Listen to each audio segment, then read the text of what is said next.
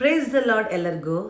ನಾವು ಯಾರಾದರೂ ನಮಗೆ ಯಾರಾದರೂ ಅವಮಾನ ಮಾಡಿದಾಗ ನಾವು ಹೇಗೆ ಪ್ರತಿಕ್ರಿಯಿಸುತ್ತೇವೆ, ನಾವು ಏನು ಮಾಡ್ತೇವೆ, ನಂತರ ಏನು ಸಂಭವಿಸುತ್ತೆ, ನಮ್ಮನ್ನು ಯಾರಾದರೂ ತಳ್ಳಿ ಮಾತಾಡಿದ್ರೆ, ನಮಗೆ ಡಿಸ್ರೆಸ್ಪೆಕ್ಟ್ ಸಿಕ್ಕಿದ್ರೆ, ನಮ್ಮನ್ನು ಕೀಳಾಗಿ ನೋಡಿದ್ರೆ, ಮತ್ತು ನಮ್ಮನ್ನು ಗುಂಪಿನಿಂದ ಹೊರಗಿಟ್ಟರೆ, ಸೋಷಿಯಲ್ ಮೀಡಿಯಾ ಮುಖಾಂತರ ನಮ್ಮನ್ನು ಕೀಳಾಗಿ ಅಸಹ್ಯ ಮಾಡಿ ನಮ್ಮನ್ನು ಗುಂಪಿಂದ ಹೊರಗಿಟ್ಟು ಮಾಡ್ತಾರೆ ಕೆಲವೊಬ್ರು ಅಲ್ವಾ. ಈ ರೀತಿಯಾದ ಕಾರ್ಯಗಳಿಂದ ಏನಾಗುತ್ತೆ, ನಮ್ಮ ಹೃದಯದಲ್ಲಿ ನಾವು ತುಂಬ ಕುಂದಿ ಹೋಗಿ ರಿವೆಂಜ್ ಮಾಡಬೇಕು ಅಂತ ಬರುತ್ತೆ. ಇಲ್ಲ ಅಂತಂದರೆ ಮನಸ್ಸಿನಲ್ಲಿಯೇ ಇಟ್ಕೊಂಡು ಕಹಿ ಮಾಡಿಕೊಳ್ಳುವ ಪರಿಸ್ಥಿತಿ ಆಗುತ್ತೆ. ಈ ರೀತಿ ನಮ್ಮ ಹೃದಯ ಇಟ್ಕೊಂಡು ನಾವು ಪ್ರಾರ್ಥನೆ ಮಾಡೋದಕ್ಕೆ ಹೋದರೆ ನಮ್ಮ ಪ್ರಾರ್ಥನೆ ಸರಿಯಾಗಿ ಉತ್ತರ ದೇವರು ಸಿಗೋದಿಲ್ಲ. ಈ ಲೋಕದ ಪದ್ಧತಿ, ಯೂನಿವರ್ಸಲ್ ಟ್ರುತ್ ಏನಂತೆ ಗೊತ್ತಾ? ಈ ಲೋಕದ ಯೂನಿವರ್ಸಲ್ ಟ್ರುತ್ ಏನಂತಂದರೆ, ನಾವು ಬೇರೊಬ್ಬರಿಂದ ಅಫೆಂಡೆಡ್ ದುಃಖ ಹೊಂದ್ಕೊಂಡಾಗ ಆಗಿದ್ರೆ ನಮಗೆ ಬೇಜಾರಾಗಿ ನಮಗೂ ಕೂಡ ಅನಿಸುತ್ತೆ ನಾವು ರಿವೆಂಜ್ ಮಾಡಬೇಕು, ನಾವು ಸೇಡ್ ತೀರಿಸ್ಕೊಳ್ಬೇಕು ಅಂತ ಈ ಲೋಕ ಕಲಿಸ್ಕೊಡುತ್ತೆ. ಆದರೆ ನಮ್ಮ ದೇವರು ಏನು ಕಲಿಸ್ಕೊಡ್ತಾರೆ, ಅದರ ವಿರುದ್ಧವಾಗಿ ದೇವರು ನಮಗೆ ಹೇಳ್ತಾರೆ, ನಾವು ನಮ್ಮ ವೈರಿಗಳನ್ನು ಕ್ಷಮಿಸಬೇಕು ಅನ್ನೋದನ್ನು ನಮ್ಮ ದೇವರು ಹೇಳ್ಕೊಡ್ತಾರೆ. ಸೇಡು ತೀರಿಸ್ಕೊಳ್ಳೋದು ಅಂದರೆ ಬೇರೊಬ್ಬರನ್ನು ಡೌನ್ ಕೆಳಗೆ ಹಾಕಿ ಮಾತಾಡೋದು, ಅದು ರಿವೆಂಜ್. ಹೀಗೆ ಇದು ಒಂದು ಚಿಕ್ಕ ಕಾರ್ಯವಾಗಿದೆ, ಸ್ಮಾಲ್ ಥಿಂಗ್ ಆಗಿದೆ. ಅವರು ಹಾಗೆ ಮಾಡಿದ್ರು, ನಾವು ಅವ್ರನ್ನ ಡೌನ್ ಮಾಡೋಣ, ನಾವು ಹೀಗೆ ಮಾಡೋಣ, ನಾವು ಬೇಗ ಮೆಸೇಜ್ಗೆ ರಿಪ್ಲೈ ಮಾಡೋದು ಬೇಡ, ನಾವು ಲೇಟಾಗಿ ಉತ್ತರ ಮಾಡೋಣ, ನಾವು ಇವತ್ತು ಅವ್ರು ನಮ್ಗೆ ಹಿಂಗೆ ಮಾಡಿದ್ರು ನಾವು ಹಂಗೆ ಮಾಡೋಣ. ಈ ರೀತಿಯಾದ ಕೆಲವೊಂದು ಪ್ಲ್ಯಾನ್ಗಳನ್ನು ಮಾಡ್ಕೊತೀವಿ ಅಲ್ವಾ.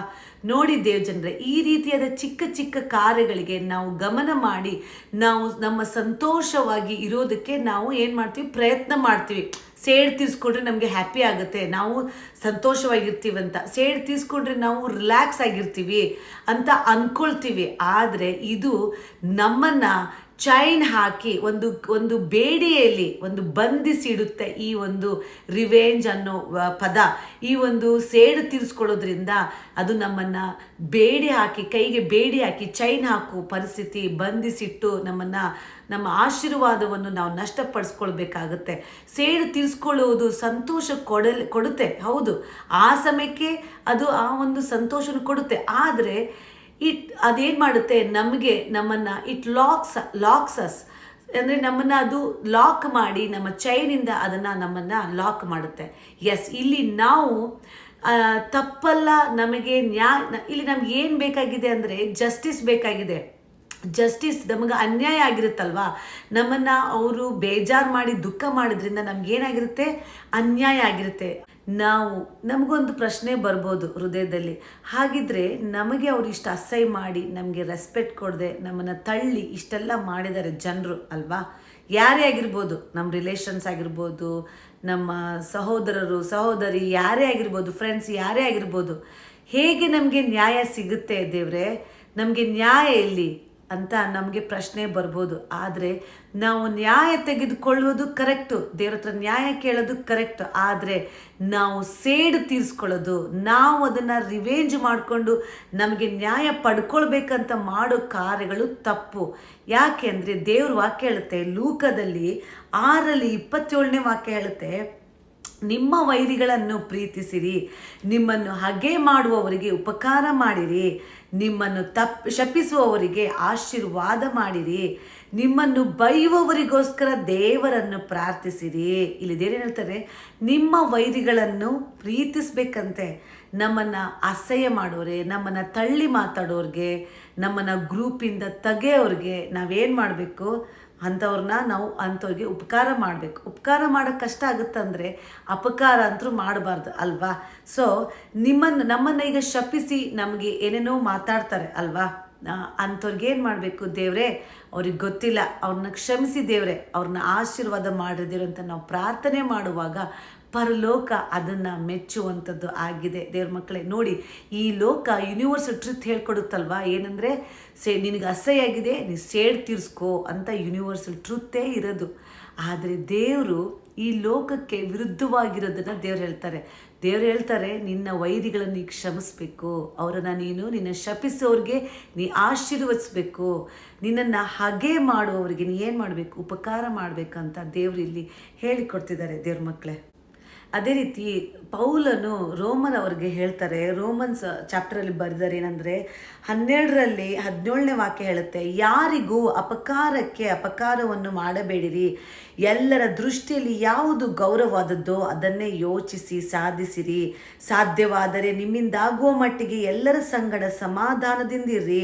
ಪ್ರಿಯರೇ, ನೀವೇ ಮುಯ್ಯಿಗೆ ಮುಯ್ಯಿ ತೀರಿಸದೆ ಶಿಕ್ಷಿಸುವುದನ್ನು ದೇವರಿಗೆ ಬಿಡಿರಿ, ಯಾಕೆಂದರೆ ಮುಯ್ಯಿಗೆ ಮುಯ್ಯಿ ತೀರಿಸುವುದು ನನ್ನ ಕೆಲಸ, ನಾನೇ ಪ್ರತಿಫಲವನ್ನು ಕೊಡುವೆನು ಎಂದು ಕರ್ತನು ಹೇಳುತ್ತಾನೆಂಬುದಾಗಿ ಬರೆದಿದೆ.